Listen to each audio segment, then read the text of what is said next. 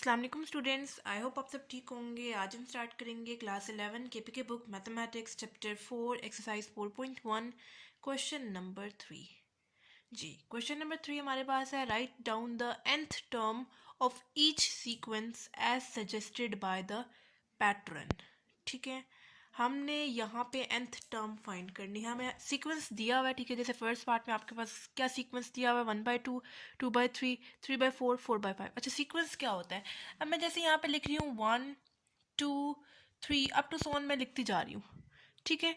यहाँ पे देखिए 1 और 2 दोनों के दरमियान आपके पास गैप कितना है, सेम है। 2 और 3 के दरमियान गैप कितना है, सेम है। आगे ये चलते जाएंगे number 4 5 6 up to so on. ये सारा क्या बना रहा है, एक सीक्वेंस बना रहा है, ठीक है। तो हमें जो है इस क्वेश्चन में 3 पार्ट्स दिए हुए, कुछ पैटर्न्स दिए हुए, और हमने उसके थ्रू nth टर्म फाइंड करनी है, ठीक है। nth टर्म का फॉर्मूला मतलब कि बनाना है एक टाइप का कि क्या होगी nth टर्म, ठीक है। अच्छा, अब nth टर्म क्या होती है? nth टर्म आपके पास, अब जैसे यहाँ पे मैंने डॉटेड लाइन लगाए, डॉटेड डॉट्स शो कर दिए ना आगे, मतलब 1/2, 2/3, 3/4, 4/5, आगे मेरे पास डॉटेड लाइन है, यानी आगे चलता जा रहा है। तो nth टर्म बच्चों आपके पास कोई भी टर्म हो सकती है इन डॉट्स में, ठीक है। वो आपके पास 10/11 भी हो सकती है, वो आपके पास 12/11 भी हो सकती है, अप टू सोन कोई भी नंबर हो सकता है, ठीक है। जैसे अगर मैं सिर्फ 1 2 3 की बात कर लें आप लोग, ठीक है। 1 2 3 मैंने लिखा, आगे मैंने डॉटेड लाइन डॉट्स शो कर दिए, ठीक है। मतलब आगे आपके पास सीक्वेंस चलता जा रहा है। तो nth टर्म आपके पास क्या होगी? nth टर्म इन डॉट्स में से कोई भी टर्म हो सकती है, ठीक है।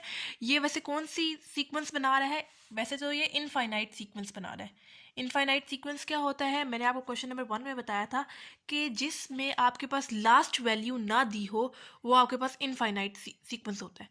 लेकिन अगर आपके पास लास्ट वैल्यू दी हो, यानी फॉर एग्जांपल यहाँ पे लास्ट वैल्यू 100 हो, तो वो आपके पास क्या होता है? फाइनाइट सीक्वेंस होता है फिर, ठीक है। अच्छा, मैं आपको क्या बता रही थी, nth टर्म क्या होती है? अगर मैं लिख रही हूँ यहाँ पे 1 2 3 4 अप टू सो ऑन, मैंने आगे डॉटेड लाइन शो कर दी है, यानी ये लगातार कंटिन्यूसली चलते जा रहे हैं नंबर्स, ठीक है। तो nth टर्म आपके पास इन डॉट्स में से कोई भी नंबर हो सकता है। वो नंबर आपके पास 10 भी हो सकता है, 11 भी हो सकता है, 100 भी हो सकता है, 1000 भी हो सकता है, कोई भी नंबर हो सकता है, ठीक है। nth टर्म आपके पास इन डॉटेड लाइन डॉट्स में से कोई भी नंबर हो सकता है, ठीक है। तो इस क्वेश्चन में यही बोल रहे हैं कि आपको कुछ पैटर्न्स दिए हुए, आप लोगों ने बताना है कि इस पैटर्न के थ्रू हमारे पास जो nth टर्म बनेगी वो कैसे बनेगी, ठीक है। तो अच्छा, अब हमें इसकी nth टर्म फाइंड करनी है, ठीक है। तो उसको nth टर्म बनाने के लिए सबसे पहले आप लोगों ने नॉमिनेटर यानी ऊपर वाली वैल्यूज़ को अलग देखना है, नीचे वाली वैल्यूज़ को अलग देखना है, ठीक है। पहले मैं अगर नॉमिनेटर की बात करूँ तो नॉमिनेटर में मेरे पास 1 से स्टार्ट हो रहा है, यानी 1 2 3 4, और ये भी मतलब कि हमें समझ आ रही है कि अगर आगे भी वैल्यूज़ होती तो यकीनन यहाँ पे 5 होता, 6 होता, 7 होता, और आगे चलती जाती वैल्यूज़, ठीक है। मैं आपको क्या बता रही हूँ, अगर मैं नॉमिनेटर की सिर्फ बात करूँ तो मेरे पास सबसे पहले क्या है, 1 है, उसके बाद 2 3 4 यूज़ हो रहा है। आगे अगर मेरे पास मज़ीद नंबर दिए होते तो यकीनन 5 होता, 6 होता, 7 होता, आगे चलते जाएंगे 8 9 10 अप टू सो ऑन चलते जाएंगे, ठीक है। तो इसको देखते हुए मैं क्या करती हूँ, यहाँ पे लिख रही हूँ n, यानी n आपके पास कोई भी नंबर हो सकता है, मतलब 7 8 9 10 आगे चलते जाएंगे नंबर्स, ठीक है। उसी तरह अगर मैं सिर्फ डिनोमिनेटर की बात करूँ, नोमिनेटर को अब आप लोग छोड़ दें, अब नीचे वाले की बात करें, 2 से स्टार्ट हो रहा है ये, मतलब ऊपर वाला नोमिनेटर आपके पास 1 से स्टार्ट हुआ है, लेकिन नीचे वाला डिनोमिनेटर आपके पास 2 से स्टार्ट हुआ है। देखिए, अगर आपके पास ऊपर 1 है तो नीचे 1 से एक नंबर ज़्यादा यानी 2 होगा।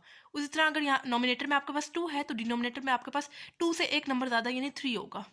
ऊपर आपके पास 3 है तो नीचे आपके पास 3 से एक नंबर ज़्यादा होगा, ठीक है, यानी 4। यहाँ पे आपके पास 4 है, डिनोमिनेटर में आपके पास एक नंबर ज़्यादा है 4 से, यानी 5 है, ठीक है। तो इसको देखते हुए मैं यहाँ पे क्या लिख रही हूँ, मैं यहाँ पे लिख रही हूँ n+1, ठीक है। n आपके पास कोई भी टर्म हो सकती है, डिवाइडेड बाय n+1, वही वाली वैल्यू में आप लोगों ने +1 करना है तो आपके पास डिनोमिनेटर की वैल्यू आती है, ठीक है। अब हम लोग एग्जाम्पल के साथ देख लेते हैं कि क्या ये फॉर्मूला सेटिस्फाइड भी करता है कि नहीं करता, ठीक है। यानी 1/2 होगा, 2/3 होगा, 3/4 होगा, 4/5, 5/6, 6/7 and 7/8 up to so on चलते जाएंगे, ठीक है। इस फॉर्मूला के अकॉर्डिंग हम लोग एक एग्जाम्पल के साथ देख लेते हैं। अगर मैं इसको देखूं टेंथ टर्म के साथ, ठीक है, अगर मेरे पास nth टर्म होती 10, ठीक है, तो मेरे पास कैसा फॉर्मूला बनता है, यानी 10 ऊपर आता, डिवाइडेड बाय 10+1, यानी 10/11 होता यकीनन, ठीक है। उसी तरह आप लोग आपके लोगों के पास अगर nth टर्म 20 होती, ठीक है, तो n की जगह आपके पास क्या आता, ऊपर 20 आता, डिवाइडेड बाय n 20+1, तो आपके पास 20th टर्म क्या होती, 20/21, ठीक है। तो हम लोगों ने इसको देखते हुए क्या फॉर्मूला बना दिया इसका, n/n+1, ठीक हो गया। अच्छा जी, सेकेंड पार्ट है 2, -4, 6, -8, 10 अप टू 1, आपके पास नंबर्स चलते जा रहे हैं, ठीक है। अच्छा, अब मैं यहाँ पे लिख रही हूँ 2 के ऊपर A1, यानी आपके पास A1 वाली वैल्यू है, ठीक है। उसी तरह -4 आपके पास कौन सी होगी, A2, 6 आपके पास A3, जो -8 है वो आपके पास A4 होगी, A5, अगर आगे भी मेरे पास वैल्यूज़ होती तो A6, A7, A8 up to 100 आगे चलते जाएंगे जितनी भी वैल्यूज़ होंगी, ठीक है। मैंने क्या किया, पहली वैल्यू को लिख दिया A1, दूसरी को A2, तीसरी को A3, चौथी को A4, पांचवी को A5, अगर आगे भी मेरे पास वैल्यूज़ होती तो आगे एक के साथ चलती जाती वैल्यूज़, ठीक है। अब यहाँ पे आप लोग नोट करें तो आपके पास यहाँ पे 4, -4, 6, -8, 10 सारी वैल्यूज़ तकरीबन आपके पास इवन है, ठीक है। ये तो आपको समझ में आ गई कि आपके पास जो nth वैल्यू आएगी ना वो इवन आएगी, ठीक है, ये बात हमें कंफर्म होगी। लेकिन इसमें मसला क्या आ रहा है कि आपके पास यहाँ पे नेगेटिव साइन आ रहे हैं, ठीक है। यहाँ पे देखें, इसके साथ नेगेटिव साइन आ रहा है, इसके साथ नेगेटिव साइन आ रहा है, यानी एक छोड़ के हमारे पास जो है वो नेगेटिव साइन आ रहा है। जैसे पहले आपके पास पॉजिटिव वैल्यू है, फिर नेगेटिव है, पॉजिटिव है, नेगेटिव है, पॉजिटिव है, नेगेटिव होगी, पॉजिटिव है, नेगेटिव होगी। लेकिन हमें ये नहीं पता कि किस वैल्यू के साथ पॉजिटिव साइन आएगा, किसके साथ नेगेटिव आएगा। इस वजह से हमारे पास जो nth टर्म है वो मसला कर रही है, ठीक है। ये तो हमें कंफर्म हो गया कि वो इवन वैल्यू होगी, लेकिन नेगेटिव एंड प्लस साइन का मसला आ रहा है यहाँ पे, ठीक है। तो उसको हम लोग कैसे सॉल्व करेंगे, मैं यहाँ पे सबसे पहले लिख रही हूँ A1, A2, A3, A4, A5, हमारे पास A5 तक वैल्यूज़ है ना, उसके बाद हम लोग इसी के थ्रू nth टर्म को निकाल देंगे आसानी से, ठीक है। A1 में मैं यहाँ पे लिख रही हूँ -1, ठीक है। सब में आप लोग -1 के साथ देखेंगे, बताती हूँ अभी मैं आपको कि हम लोग -1 के साथ क्यों देखेंगे। सब में आप लोगों ने -1 के साथ इसको देख लेना है, ठीक है। -1 के साथ इस वजह से मैं देखती हूँ क्योंकि यहाँ पे हमारे पास कुछ वैल्यूज़ हैं जिनके साथ नेगेटिव साइन भी आ रहा है, तो हमें कैसे पता चलेगा कि nth टर्म के साथ पॉजिटिव साइन आएगा या नेगेटिव साइन आएगा। इस वजह से मैंने सबके साथ नेगेटिव साइन डाला है। अभी आपको पता चलता है कि मैंने यहाँ पे नेगेटिव साइन को ही क्यों चूज़ किया, सॉरी -1 को ही क्यों चूज़ किया है। यहाँ पर अब मैं लिख रही हूँ इनकी पावर में 1 + 1, ठीक है। सेकेंड वाली में मैं पावर लिख रही हूँ 2 + 1, ठीक है। उसी तरह 3 + 1, इसकी पावर 4 + 1, इसकी पावर 5 + 1, ठीक है। आप लोगों ने पढ़ा हुआ है कि अगर आपके पास नेगेटिव साइन ब्रैकेट में हो और उसके ऊपर आपके पास कोई इवन पावर हो, इवन पावर वो होती है जो 2 के टेबल में आसानी से जा सकती है। जैसे इवन पावर में मेरे पास क्या है, 4 है, ठीक है, 4 2 के टेबल में जाता है ना। इवन पावर मेरे पास क्या है, 6 है, यानी 2, 4, 6, 8, 10 ऐसे नंबर्स जो 2 के टेबल में जाते हैं, ठीक है। अगर आपके पास नेगेटिव साइन यूज़ हो रहा हो और उसकी पावर आपके पास क्या हो, इवन हो, तो आपके पास नेगेटिव साइन जो है वो ख़त्म होके सिंपल वही वैल्यू आ जाती है, यानी 1 आ जाएगा, ठीक है। दोबारा से समझते हैं, अगर आपके पास नेगेटिव साइन ब्रैकेट में हो और उसकी पावर आपके पास कोई इवन वैल्यू हो, यानी 4, 6, 2, 4, 6, 8, 10 अप टू 1, ठीक है, तो आपके पास नेगेटिव साइन जो है वो ख़त्म हो जाता है इवन के केस में। लेकिन अगर मेरे पास होता -1, मैं यहाँ पे लिख रही हूँ 3 यानी ऑड नंबर है, यानी ऐसे नंबर जो 2 के टेबल में नहीं जाते, तो आपके पास नेगेटिव साइन रहेगा, ठीक है। मैं क्या बता रही हूँ, अगर आपके पास पावर जो है वो ऑड होगी और नेगेटिव साइन भी यूज़ हो रहा है तो आपके पास नेगेटिव साइन रहेगा। लेकिन अगर तो आपके पास नेगेटिव साइन यूज़ हो रहा है, पावर आपके पास इवन है, तो नेगेटिव साइन ख़त्म हो जाएगा, ठीक है। तो यहाँ पे अब मैं लिख रही हूँ, चले माइनस वाला जो मसला है वो तो इसके थ्रू सॉल्व हो जाएगा, ठीक है। उसके बाद क्या कर रही हूँ मैं यहाँ पे लिख रही हूँ 2, पहला वाला वैल्यू A1 की वैल्यू क्या है, 2 है, × 1, 2 × 1 अगेन आपके पास 1 आ जाएगा, ठीक है। मैं ये इस वजह से 2 की फॉर्म में आगे मैं नंबर्स को भी लिख रही हूँ, यानी 2 × 2, 2 × 2 अगेन मेरे पास 4 आ जाएगा। मैं इसको 2 की फॉर्म में इस वजह से लिख रही हूँ क्योंकि ये मेरे पास सारी इवन वैल्यूज़ हैं, ठीक है। इस वजह से 2 का टेबल तो इन सब में कॉमन जाएगा ना, 2 मतलब वैल्यू इन सब में कॉमन जाएगी, इस वजह से मैंने सबको 2 के साथ मल्टीप्लाई करवाया। यानी 2 × 1 मेरे पास क्या हो जाएगा, 2 हो जाएगा, 2 × 2 मेरे पास क्या हो जाएगा, 4 हो जाएगा। उसी तरह 2 × 3, ठीक है, देखिए 2 कॉमन है, ×2 × 3 मेरे पास क्या हो जाएगा, 6 हो जाएगा, ठीक है। उसके बाद मैं क्या लिख रही हूँ यहाँ पे 2 × 4, नेगेटिव साइन को भी छोड़िए, नेगेटिव साइन का मसला यहाँ पे ख़त्म हो जाएगा, ठीक है। यहाँ पे आप लोग फोकस करें, यानी 2 × 4 मेरे पास क्या हो जाएगा, 8 हो जाएगा, एंड 2 × 5 मेरे पास क्या हो जाएगा, 10 हो जाएगा, ठीक है। अब यहाँ पे देखिए नेगेटिव साइन है, 1 + 1 मेरे पास क्या होगा, -1 की पावर 2, -1 की पावर 2 मेरे पास क्या आ जाएगा, 1 आ जाएगा, ठीक है। तो 1 × 2 × 1 मेरे पास +2 ही आएगा, ठीक है। उसी तरह यहाँ पे देखिए -1 पावर क्या है, 2 + 1, 2 + 1 क्या मतलब, 2 + 1 3, -1 की पावर क्या आ जाएगी, 3 आ जाएगी, ऑड नंबर आ जाएगी, तो आपके पास क्या आ जाएगा, -2 × 2 4, ठीक है। उसी तरह यहाँ पे देखिए -1 3 + 1 मेरे पास क्या हो जाएगा, 4 हो जाएगा।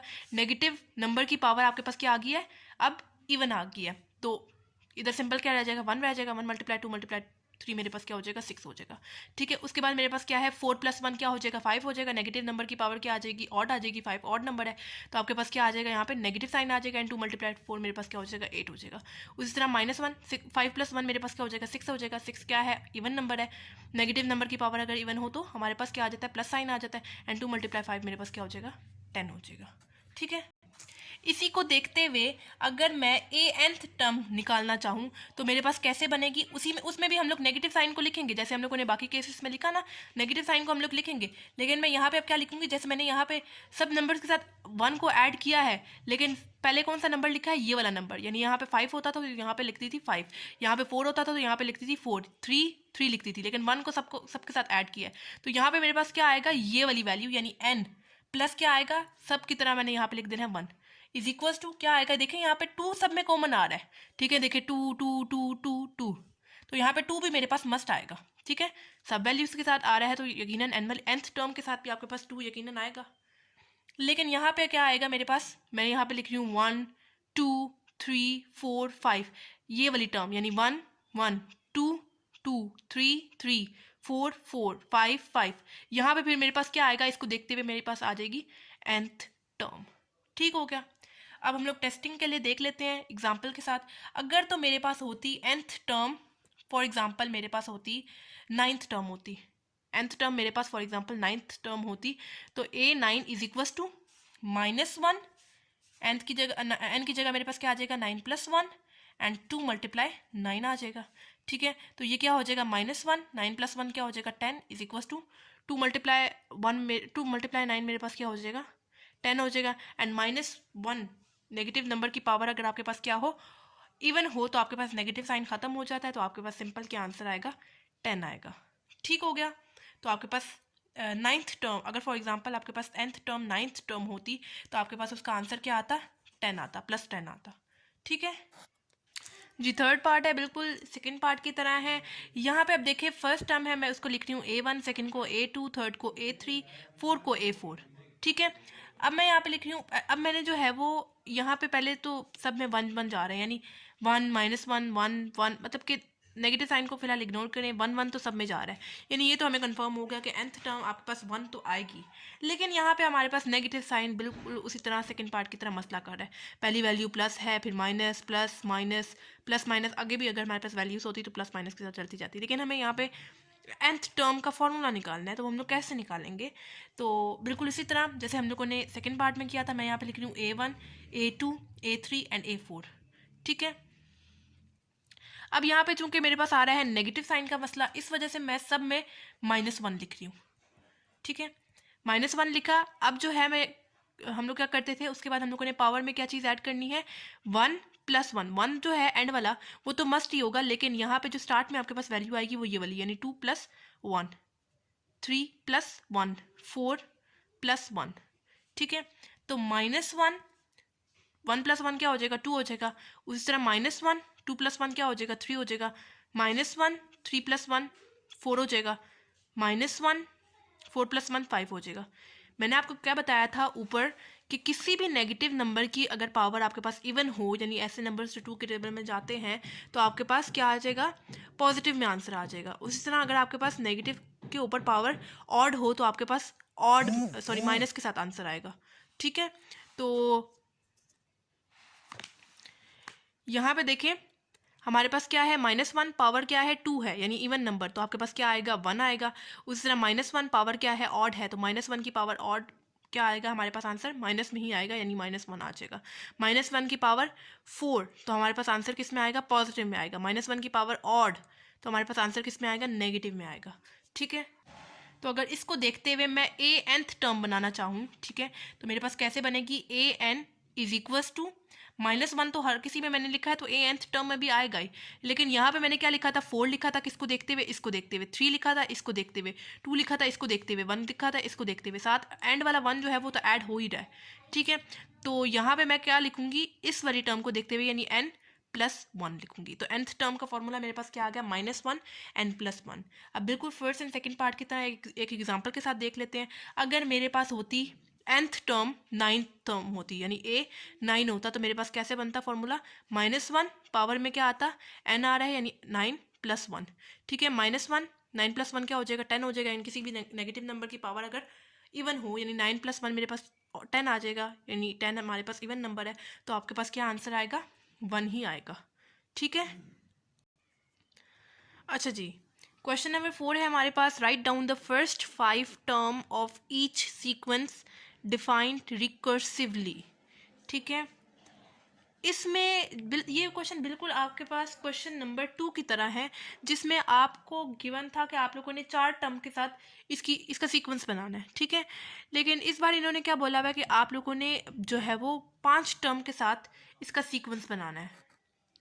यानी आप लोगों ने सबसे पहले ए एन को पुट करना है 1, फिर ए एन को पुट करना है 2, फिर ए एन को पुट करना है 3, फिर 4 एंड फिर 5 आप लोगों ने पुट करना है, ठीक है। यानी आपके पास ये क्वेश्चन हो जाएगा 1 2 3 4 5 केसेस पे ये डिवाइड होगा, ठीक है। तो सॉल्व करते हैं। फर्स्ट पार्ट आपके पास गिवन है a1 is equal to 3 an+1 is equal to 5 minus an। सबसे पहले हम लोग देखेंगे ए एन के साथ। A N is equal to सबसे पहले पुट करना है 1 को, तो जहाँ जहाँ पे आपके पास ए एन यूज़ हो रहा होगा वहाँ पे आप लोगों ने उसकी जगह क्या लिखना है, 1 यूज़ करना है, ठीक है। ए एन की जगह A1 पुट करना है, ठीक है, ठीक है। यानी आप लोगों ने बिल्कुल जैसे क्वेश्चन नंबर 2 में nth की जगह 1 के साथ पुट किया था, 2 3 4 5 पुट किया था, उसी तरह आप लोगों ने इसमें भी जो है वो जहाँ जहाँ पे n यूज़ हो रहा होगा वहाँ पे आप लोगों ने सबसे पहले उसकी जगह क्या लिखना है, 1 फिर 2 फिर 3 फिर 4 एंड फिर 5, ठीक है। तो सबसे पहले आप लोगों ने एन की जगह क्या पुट करना है, A1 पुट करना है, ठीक है। एन की जगह आप लोगों ने सिंपल 1 पुट करना ना, ठीक है। बाकी ऊपर वाला ए एज इट इज आ जाएगा। एन यूज़ हो रहा है उसकी जगह 1 पुट करूँगी, +1 is equal to 5 minus a n use हो रहा है उसकी जगह क्या पुट कर दूँगी, 1 को पुट कर दूँगी, ठीक है।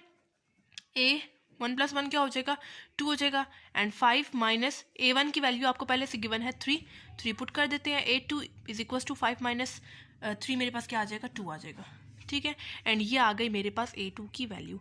A1 तो पहले से आपको गिवन था ना, A2 की वैल्यू आपके पास आ गई, ठीक है। ये हमने कब पुट ये हमने किसकी जगह पुट किया, जब n इज इक्वल टू 1 था, ठीक है। अब मेरे पास क्या है, n इज इक्वल टू 2 है, तो यानी आपके पास जहाँ जहाँ पे n यूज़ हो रहा वहाँ पे आप लोगों ने उसकी जगह क्या पुट करना है, 2 को पुट करना है। 2+1 is equal to 5 minus a n use हो रहा है, n की जगह क्या पुट करेंगे, 2 पुट करेंगे। A2+1 क्या हो जाएगा 3, 5 माइनस A2 की वैल्यू यह भी आप लोगों ने ऊपर निकाली है, पुट कर देते हैं। A3 is equal to 5 minus 2 मेरे पास क्या आ जाएगा, 3 आ जाएगा, ठीक है। A3 की वैल्यू मेरे पास क्या आ गई, 3 आ गई, ठीक है। उसके बाद हमारे पास अब बारी है किसकी, n इज इक्वल टू 3 की, यानी a जहाँ जहाँ पे आपके पास n यूज़ हो रहा है वहाँ पे आप लोगों ने उसकी जगह क्या पुट कर देना है, 3 को पुट कर देना है। 3+1 is equal to 5 minus A3, A3+1 मेरे पास क्या हो जाएगा 4, एंड 5 माइनस A3 की जगह मैं क्या पुट करूँगी, 3, and A4 is equal to 5 minus 3 मेरे पास क्या आता है, 2 आता है। A4 की क्या वैल्यू आ गई, 2 आ गई, ठीक है। उसी तरह अब लास्ट मेरे पास क्या, सॉरी 4 रह गया। 4 में मैं लिख रही हूँ n is equal to 4, n की जगह मैंने यहाँ पे क्या पुट करना है, 4 को पुट करना है, ठीक है। तो जहाँ जहाँ पे n यूज़ हो रहा वहाँ पे मैंने उसकी जगह क्या पुट कर देना है, 4 को पुट कर देना है। 4+1 is equal to 5 minus a n की जगह मैं क्या पुट करूँगी, 4 को पुट कर दूँगी। A4+1 मेरे पास क्या आता है, 5 is equal to 5 minus A4 की क्या वैल्यू पुट करेंगे, जो भी पीछे निकाली थी, यानी 2। A5 is equal to 5 minus 2 मेरे पास क्या आता है, 3 आता है, ठीक है। एंड ये आ गई मेरे पास A5 की वैल्यू।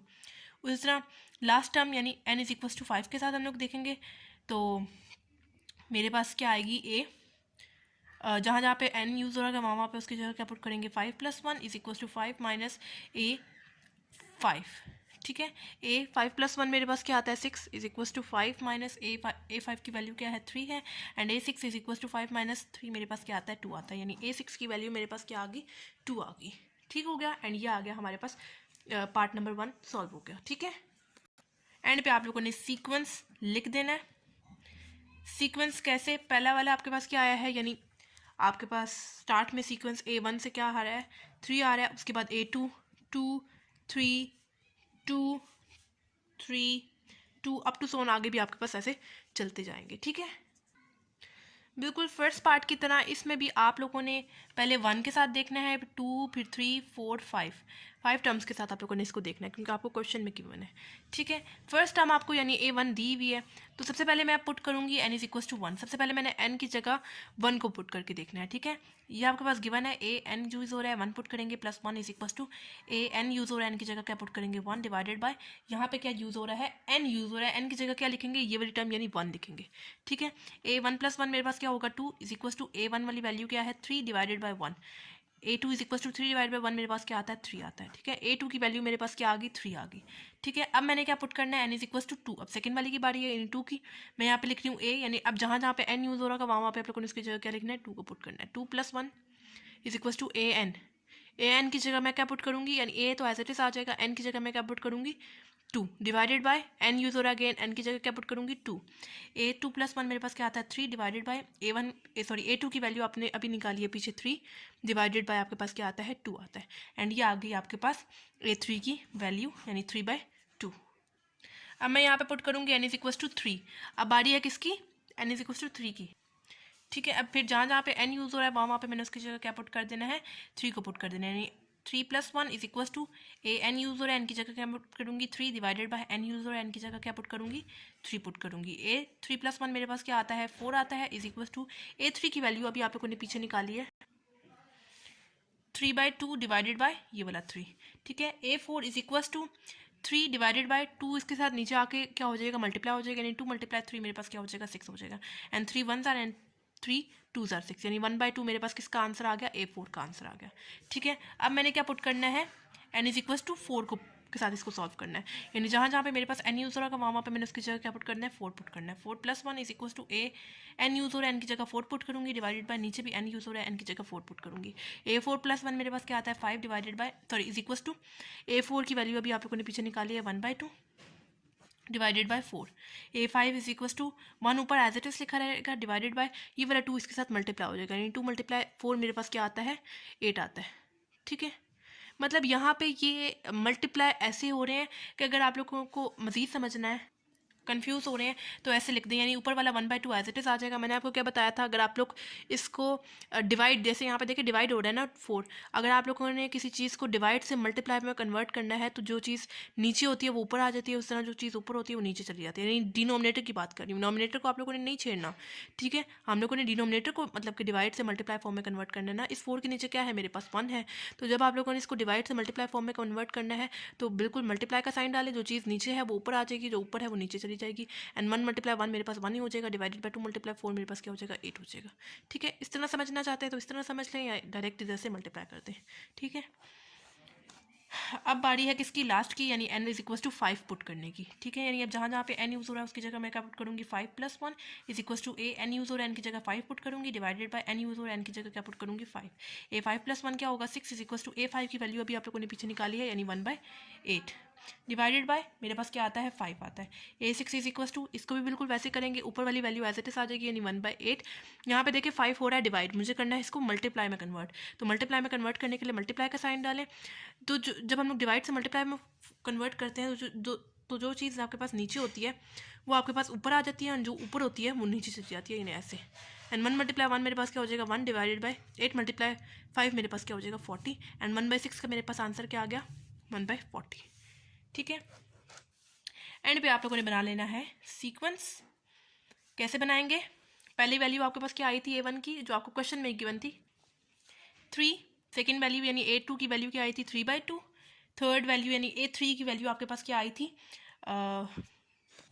A1 की वैल्यू आपको क्वेश्चन में गिवन थी 3, A2 की वैल्यू अभी हम लोगों ने निकाली थी 3 निकाली थी, A3 की वैल्यू निकाली थी 3/2, A4 की वैल्यू क्या निकाली थी हम लोगों ने 1/2, A5 की वैल्यू निकाली है 1/8, एंड A6 की वैल्यू निकाली है 1/40। अप टू सोन अगर हमारे पास मजीद भी वैल्यूज़ होती तो आगे चलती जाती।